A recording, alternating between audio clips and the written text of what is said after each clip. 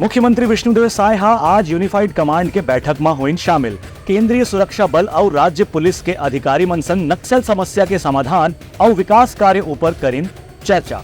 मुख्यमंत्री विष्णुदेव साय की अध्यक्षता में आज प्रदेश में यूनिफाइड कमांड की बैठक हुई। इस बैठक में प्रदेश के गृह मंत्री और उप मुख्यमंत्री विजय शर्मा, मुख्य सचिव अमिताभ जैन, पुलिस महानिदेशक अशोक जुनेजा, अपर मुख्य सचिव गृह विभाग मनोज कुमार पिंगुआ सहित केंद्र और राज्य के वरिष्ठ अधिकारी, केंद्रीय रिजर्व पुलिस बल, ITBP, BSF, SSB, CISF, भारतीय वायुसेना और छत्तीसगढ़ पुलिस के वरिष्ठ अधिकारी बनभलो ये बैठक में शामिल हुई।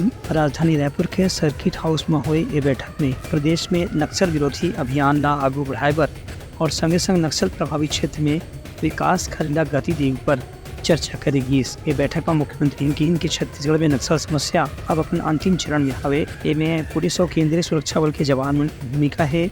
संगे संग आत्मसमर्पण करने वाला अभियान के जरिए भी नक्सली मल्ला मुख्य धारा में शामिल करे के प्रयास करे जाते। मुख्यमंत्री हकीम की अभियान के प्रदेश में पिछला 6 महीने में काफी सफलता मिल चुकी है। Bureau report Uttarakhand news.